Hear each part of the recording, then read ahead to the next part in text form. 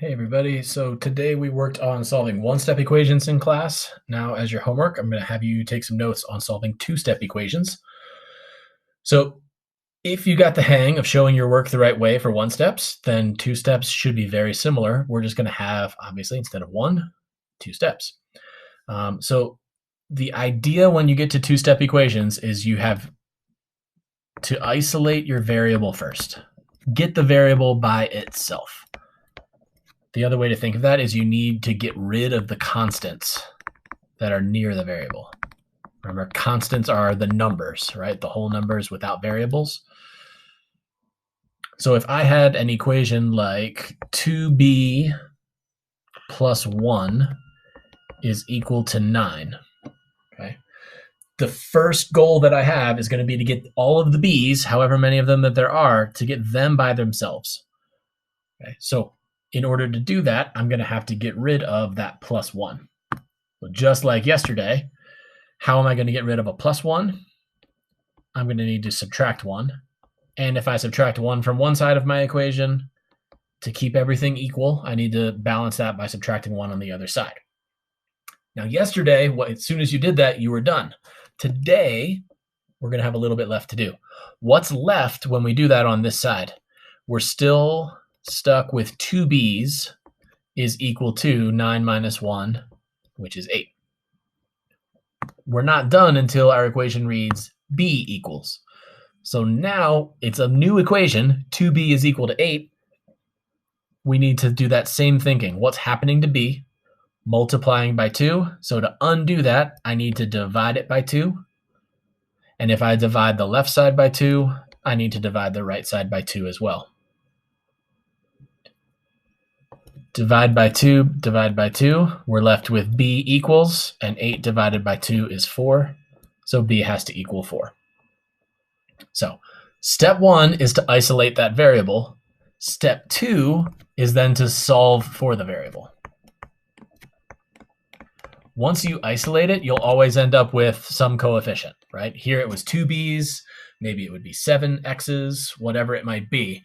But once you get the variables by themselves, then you just need to undo that last step and you'll have solved for your variable.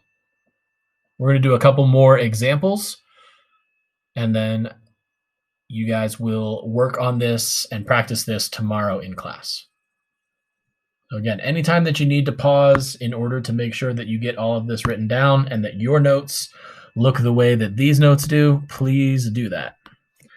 3g minus 2 is equal to 7. Example number 1. 3g minus 2. If we want to get the g's by themselves, we're going to need to get rid of this thing. And I get rid of a negative 2 by adding 2. If I add 2 to this side, I need to add 2 to that side to keep things balanced. And then we're left with 3g is equal to 7 plus 2 is 9.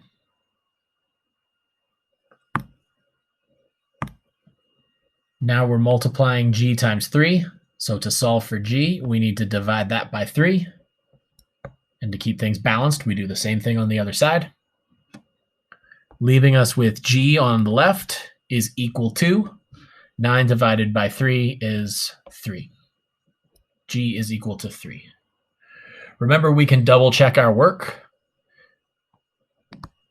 If g does equal 3, then I can substitute that 3 in for g, and then I'll just do the math on the left side and check and make sure that it is equal to the math on the right side. 3 times 3, order of operations, 9 minus 2 equals 7. 9 minus 2 is 7, and 7 is equal to 7. So that's good. Example number 2. 5m minus 9 is equal to 6. We need to get rid of that minus 9. We'll add 9 to both sides, leaving us on the left side with 5m. In the middle is an equals, and then 6 plus 9 is 15. 5m, divide by 5 on both sides, and m is equal to 3. Give you a second. Hit pause if you need to get that filled in. Get those into your notes. Example number 3. We are going to have d divided by 5 minus 1 is equal to 4. So now we have a division, but other than that, everything else is going to be the same. I need to get rid of this minus 1. So I'm going to add 1 to both sides. Leaves me with d divided by 5 on the left is equal to 4 plus 1 is 5. Now we have to think about, how do we undo a division?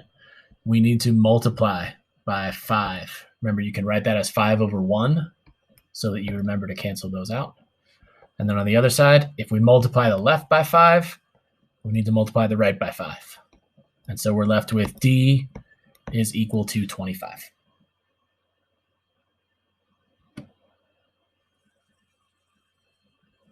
All right, last one is going to be a bit of a tricky one. Sometimes this throws people off. So this is example 4, and we'll put a star with it because it's a little bit challenging. But this is the case where you don't have your variable first, you have your constants first. -4 plus 2x is equal to 12. So this is a little bit backwards maybe, but the idea is still the same. You want to get rid of this number. Even though this is an addition problem, right? The addition is actually going with this term of 2x. If I want to get rid of -4, am I going to do that with a -4 or with a +4? I'll need a +4 for that to go away. Hopefully that makes sense, right? If I start with -4, I need +4 to get back to 0. So if I add 4 to the left side, then I need to add 4 to the right side. I'd be left with a +2x on the left equals 12 plus 4 is 16. Then divide both sides by 2, and x would need to equal 8. All right, if you've gotten all of this written down and is in your notes, then your homework is done, and you will be ready to practice some problems tomorrow when we get together. Good luck.